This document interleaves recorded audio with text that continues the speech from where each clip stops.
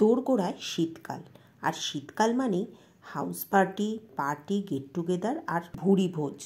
তাই আজকে আপনাদের সাথে শেয়ার করছি একদম রেস্টুরেন্ট স্টাইলে একটা দারুণ চিকেনের ডিশ।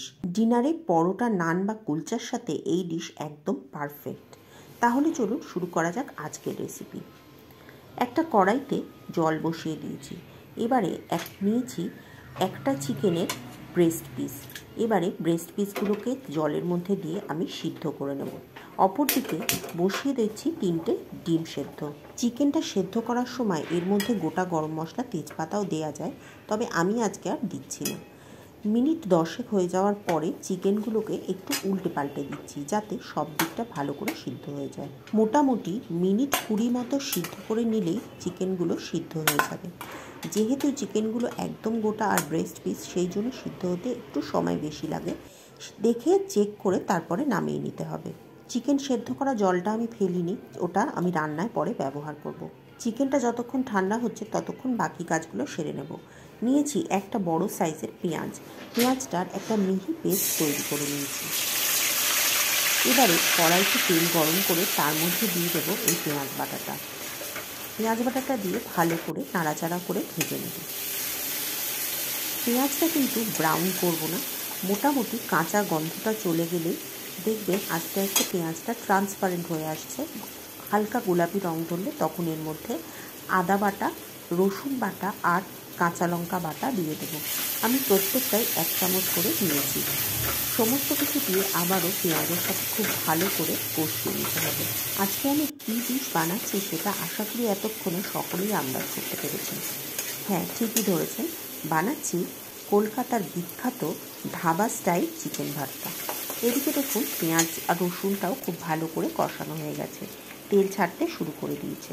এই পর্যায়ে আমি এর মধ্যে দিয়ে দেবো 1 চামচ কাশ্মীরি লঙ্কা গুঁড়ো, সিকি চামচ হলুদ গুঁড়ো, 1 চামচ ধনে ভাজা গুঁড়ো, 1 চামচ ভাজা জিরে গুঁড়ো। ধনে আর জিরে আলাদা আলাদা শুকনো খোলায় ভেজে গুঁড়ো করে নেওয়া ছিল। আমার কাছে আগে থেকে এটা করা ছিল, সেই জন্য এটা আর আমি আজকে দেখালাম না। গুঁড়ো মশলাগুলো পেঁয়াজের সাথে কিছুক্ষণ ভাজার পর এর মধ্যে দিয়ে দেবো একটা বড় সাইজের টমেটো। এই টমেটোটাকে আমি পেস্ট করে নিয়েছি। আপনি চাইলে একদম ছোটো করে কুচি করেও দিতে পারেন, তবে পেস্ট করে দিলে বেটার হয়। এদিকে দেখুন ডিমটাও সিদ্ধ হয়ে গেছে।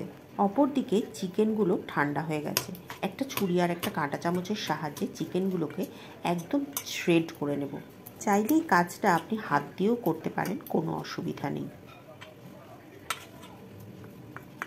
দেখুন চিকেনগুলো শ্রেড করা হয়ে গেছে। ওদিকে মশলাটা একবার চেক করে নেব। দেখুন মশলাটাও অনেকটা হয়ে তেল ছেড়ে এসেছে। আমি গ্যাসের আগুনটা কমিয়ে বসিয়ে রেখেছিলাম, তাতেই দেখুন কত সুন্দরভাবে তেল ছেড়ে গেছে। এবারে তৈরি করে নেব আরও একটা মশলা। নিয়েছি 1 টেবিল চামচ মতো পোস্ত, গোটা 20 কাজু বাদাম আর 3 টেবিল চামচ টক দই। প্রথমে শুধু পোস্তটাকে শুকনো খোলায় একবার গুঁড়ো করে নেব। শুকনো খোলায় পোস্তটা গুঁড়ো করে না নিলে অনেক সময় পোস্তটা ভালো করে বাটা হয় না।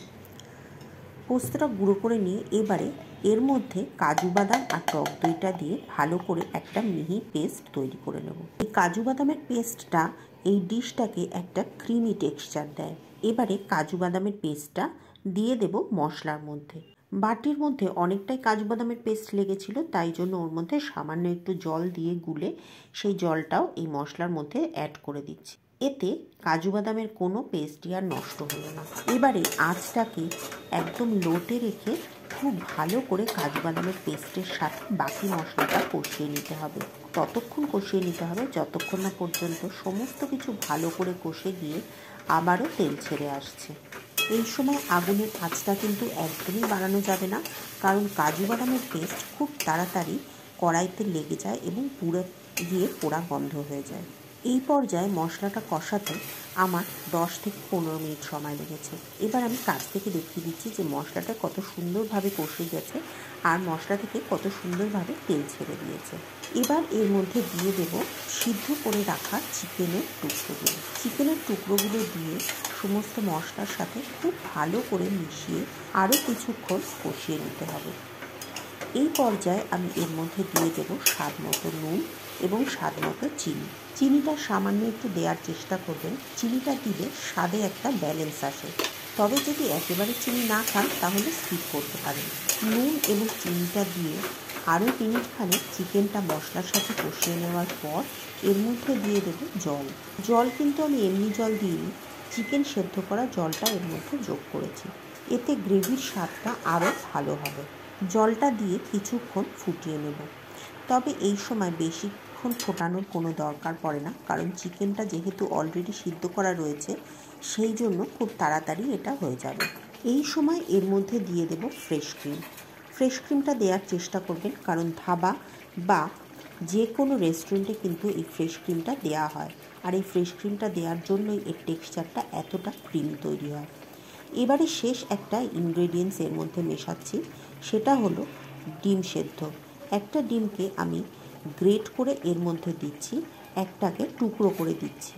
আমি 3টে ডিম সিদ্ধ করেছিলাম, আর আরেকটা আমি রেখে দিচ্ছি গার্নিশ করার জন্য। ডিমগুলো টুকরো করে এর মধ্যে দিয়ে এবারে ভালো করে একবার নাড়াচাড়া করে আরও একবার খুব ভালো করে মিশিয়ে নেব। রান্নাটা একদম শেষের পথে। এবার শেষ একটা জিনিস এর মধ্যে মিশিয়ে দিচ্ছি, কিছুটা ড্রাই রোস্ট করে নেওয়া কসুরি মেথি হাতে একদম গুঁড়ো গুঁড়ো করে এর মধ্যে মিশিয়ে দেবো। কসুরি মেথিটা দিয়ে একবার নাড়াচাড়া করে ভালো করে মিশিয়ে নেব। আর শেষ যেটা দেবো সেটা হচ্ছে গরম মশলা। আমার কাছে গুঁড়ো গরম মশলাটা শেষ হয়ে গেছিলো, সেই জন্য আমি কিছুটা গোটা গরম মশলাকে জল দিয়ে পেস্ট করে এর মধ্যে মেশাচ্ছি। আর যেহেতু জল দিয়ে পেস্ট করে মেশাচ্ছি তাই আরও মিনিটখানেক এটাকে ফুটিয়ে নিচ্ছি। যদি গুঁড়ো গরম মশলা মেশান তাহলে ফোটানোর কোনো দরকার নেই। গুঁড়ো মশলাটা দিয়ে সমস্ত কিছুর সাথে একবার মিশিয়ে নিলেই আপনার ডিশটা রেডি হয়ে যাবে। রান্নাটা একদম তৈরি। এবার ওপর থেকে কিছুটা কুচিয়ে নেওয়া ধনেপাতা দিয়ে একবার নাড়িয়ে নেব। এবারে এটাকে নামিয়ে নেব একটা সার্ভিং ডিশের মধ্যে। পরোটা, লাচ্ছা পরোটা, নান, কুলচা যে কোনো কিছুর সাথে এই চিকেন ভর্তা অসাধারণ খেতে লাগে। অবশ্যই একদিন রাতের ডিনারে এই অসাধারণ ডিশটি বানিয়ে ট্রাই করে দেখুন। বানালে কমেন্ট করে আমাকে জানাতে ভুলবেন না যে আপনাদের কেমন লেগেছে। আর ভালো লাগলে একটা লাইক করে শেয়ার করে দেবেন। আর চ্যানেলে যদি নতুন হন তাহলে চ্যানেলটি সাবস্ক্রাইব করে পাশে থাকা বেল বাটনটি ক্লিক করে দেবেন। তাহলে সমস্ত ভিডিওর নোটিফিকেশান আপনার কাছে খুব সহজেই পৌঁছে যাবে। তাহলে আজ এ পর্যন্তই। পরের দিন আবার দেখা হবে নতুন কোনো ভিডিওতে, নতুন কোনো রেসিপি নিয়ে। ততদিন সকলে ভালো থাকবেন আর সুস্থ থাকবেন।